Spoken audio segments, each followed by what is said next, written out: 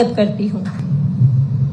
माननीय मुख्यमंत्री जी, मैं अंजलि आपका आईसीएस कोचिंग सेंटर में पहुंचने पर सभी छात्र छात्राओं की ओर से बहुत खुशी और उत्साह के साथ आपका अभिनंदन व स्वागत करती हूँ।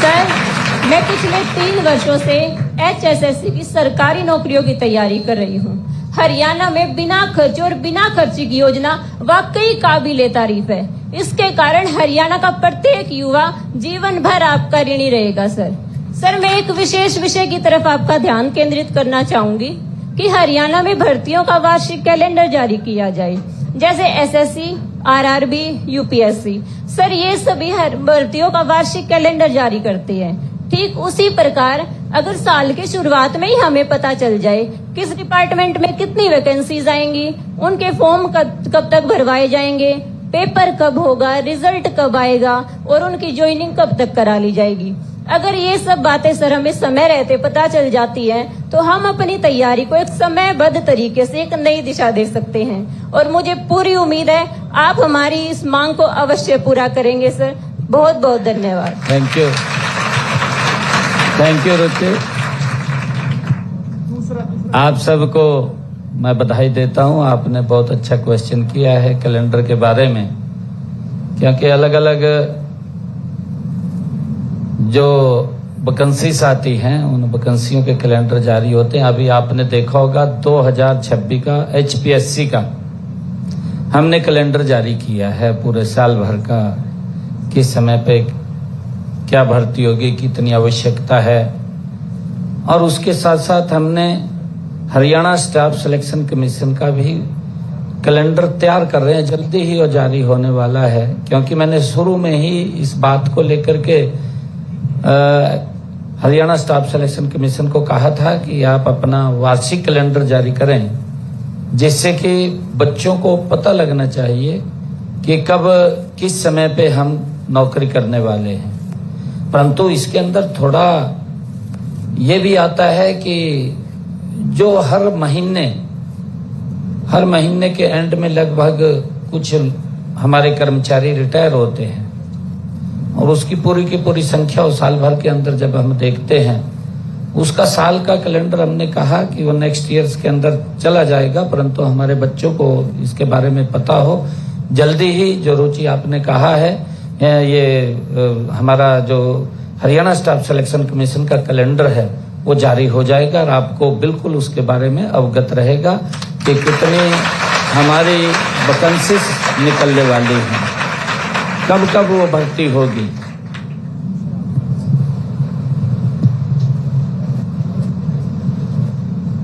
अगला प्रश्न। आदरणीय मुख्यमंत्री जी, नमस्कार। मेरा नाम नीरज है और मैं HSSC भर्ती प्रक्रिया की तैयारी कर रहा हूँ। मैंने CET 2025 का पेपर दिया था, जिसमें मेरा स्कोर अच्छा है, लेकिन इसके बावजूद सर मुझे यह नहीं पता कि मुझे किन किन भर्ती परीक्षाओं में बैठने का मौका मिलेगा और उनका सिलेबस डिफाइंड नहीं है। अतः मान्यवर, मेरी आपसे विनम्र प्रार्थना है कि एक लिस्ट जारी हो जिसमें CET पास अभ्यर्थी को यह पहले से ही पता हो कि उसको कौन कौन सी भर्ती में बैठने का मौका मिलेगा और उस भर्ती परीक्षा का पाठ्यक्रम स्पष्ट रूप से परिभाषित होना चाहिए। धन्यवाद। हाँ नीरज जी, थैंक यू। आपने जो कहा है कि पूरा जो CET का पेपर है, सबसे पहले तो मैं आप सबको बधाई भी देता हूँ। ये पहली बार हरियाणा के अंदर हुआ है। मैं तो ये देखता था अपनी आंखों के सामने, और बच्चे जब पेपर देने के लिए जाते थे तो क्या स्थिति होती थी। बसों की छतों के ऊपर चढ़े रहते थे, पीछे लटकते रहते थे, बारियों में खड़े, अंदर जगह नहीं मिलती थी बस के अंदर। बेटियों को बड़ी दिक्कत आती थी, एक्सीडेंट हो जाते थे कहीं। तो बहुत भारी CET का पेपर या न कोई पेपर देना होता था तो उसके लिए बड़ी मशक्कत हमारे यूथ को करनी पड़ती थी।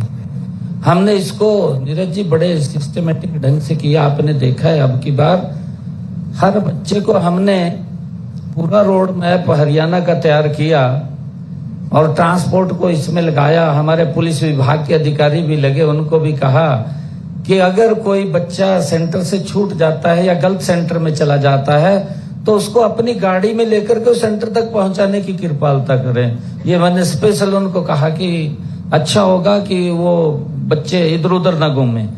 और उसका परिणाम जब हमने इसका पूरा रोड मैप तैयार किया तो एक बच्चे को भी दिक्कत नहीं आई। उसको गांव के अड्डे से लेकर के सेंटर और सेंटर से लेकर के उसके घर तक पहुंचाने का काम किया। और मुझे खुशी है नीरज जी बताते हुए, मैंने जब अपील किया, मैंने कहा बेटियों के साथ हमने एक परिवार के सदस्य को भी अलाउ किया था बस में, भी बेटी के साथ एक परिवार का सदस्य जाएगा। और मैंने एक अपील किया कि जो माँ बाप आएंगे उनके लिए एक स्थान अलग से तय किया जाए। और सामाजिक संस्थाओं से मैंने अपील किया था कि आप वहाँ चाय पानी, उसके अंदर IAS IPS की जो कट ऑफ लिस्ट आती है उसके अंदर जाते हैं, तो हम उसके ऊपर ये लगे हुए हैं कि जो हमारे आपने कहा है कि इसका एक कैलेंडर जारी हो, वो भी हम इसके ऊपर अधिकारियों को बोल करके नीरज जी इसको करवाने का काम करेंगे। Thank you.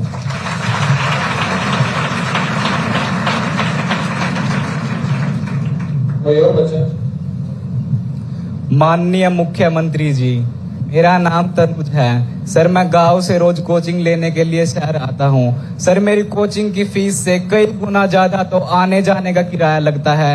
कई बार किराया ना होने के कारण मुझे घर पर रहना पड़ता है, जिससे मेरी पढ़ाई में रुकावट आती है। सर मेरी आपसे हाथ जोड़कर प्रार्थना है, जिस तरह स्कूल, कॉलेज और कंप्यूटर सेंटर के छात्रों को रियायती दरों पर बस पास मिलता है, उसी तरह यह सुविधा कोचिंग सेंटर के छात्रों को भी दी जाए, जिससे हम जैसे गरीब बच्चे शहर आकर कोचिंग ले पाए और हरियाणा सरकार के द्वारा चलाई गई बिना खर्ची बिना पर्ची की योजना के तहत अपना सपना पूरा कर पाए।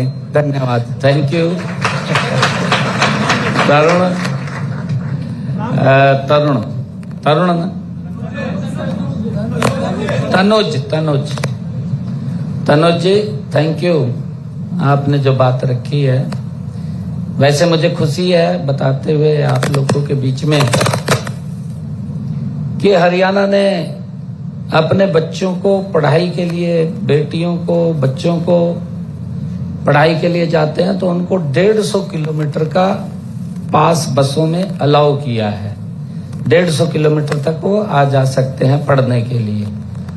और हमारे हरियाणा की जो ज्योग्राफिकली स्थिति है, अगर हम देखेंगे तो जो रोड्स बने हैं अब वो एकदम बहुत नजदीक उसका डिस्टेंस हो गया है।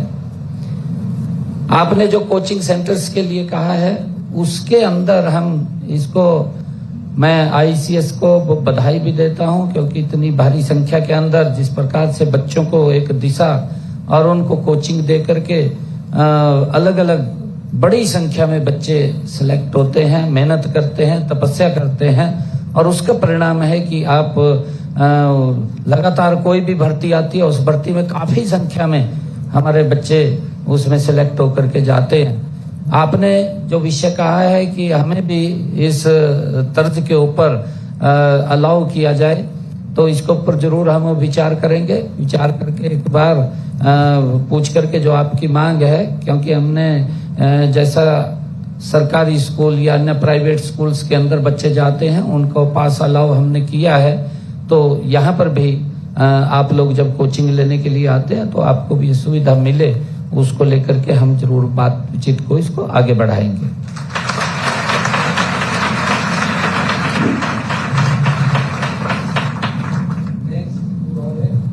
विषय पर केंद्रित करना चाहूंगी। महोदय, मेरे पिताजी एक मजदूर हैं।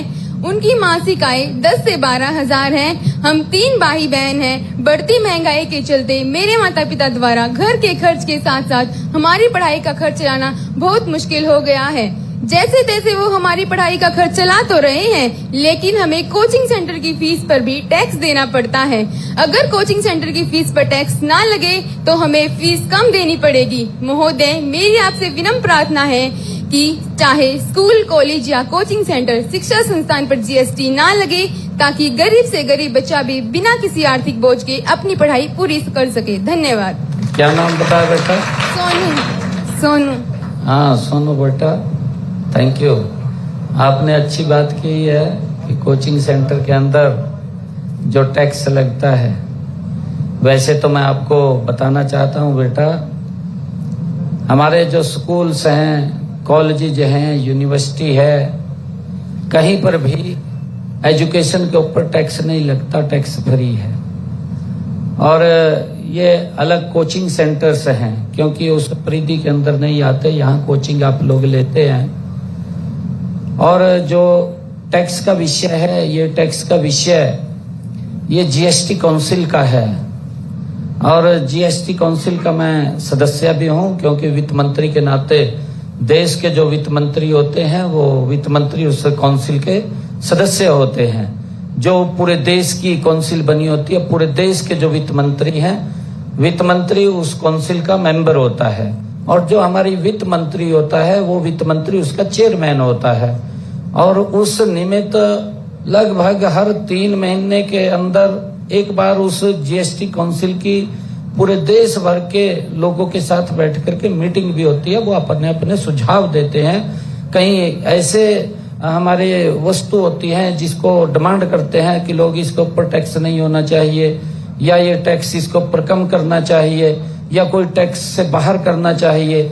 ये वहां पर सारी बैठ करके उस जीएसटी काउंसिल की बैठक में चर्चा होती है, उसके ऊपर विचार होता है, बड़े अधिकारी उसके अंदर होते हैं और उसमें सुझाव देते हैं। और आपने बेटा जो सुझाव मेरे को दिया है, मैं जीएसटी काउंसिल का मेंबर हूं, क्योंकि वित्त मंत्री हूं मैं, मुख्यमंत्री के साथ साथ मैं वित्त मंत्रालय भी देखता हूं, तो जरूर आपकी इस बात को जीएसटी काउंसिल के अंदर मैं रखूंगा, ताकि हमारे जो सेंटर्स हैं उनको भी इस टैक्स से बाहर किया जा सके। अगला विद्यार्थी। माननीय मुख्यमंत्री महोदय, सबसे पहले आपको मेरा सादर प्रणाम। मेरा नाम मुस्कान है। मैं पिछले 2 वर्षों से एसएससी, रेलवे, बैंकिंग जैसी अन्य परीक्षाओं की तैयारी कर रही हूँ। सर, केंद्रीय स्तर पर ऑनलाइन भर्ती परीक्षाओं में server down, computer hacking, paper leak तथा परीक्षा केंद्रों की लंबी दूरी जैसी अनेक गड़बड़ियां होती है, जिनके कारण मेहनती अभ्यर्थियों का समय, धन और परिश्रम व्यर्थ हो जाता है। जिस प्रकार पूरे हरियाणा में फेयर सिलेक्शन होते हैं, उसी प्रकार पूरे देश में भी फेयर सिलेक्शन होने चाहिए। मुझे आशा है आप इन सभी बातों पर विचार करके एक महत्वपूर्ण कदम उठाएंगे, जिससे आपकी और हमारे माननीय प्रधानमंत्री जी की छवि अच्छी बनेगी। आपका धन्यवाद। थैंक यू मुस्कान बेटा, मैं आप सबकी पीड़ा को बिल्कुल इस बात से समझता हूं, क्योंकि ये बड़ा एक आपने जो विषय रखा है, ये दिल को टच करने वाला विषय है। क्योंकि बच्चा बड़ी मेहनत करता है, पसीना बहाता है, तपस्या करता है, रात रात भर जागता है, उसकी तपस्या का नहीं पता लगता किसी को, क्योंकि अकेले में बैठ करके वो जितनी मेहनत करता है उस मेहनत का ही ये परिणाम आता है।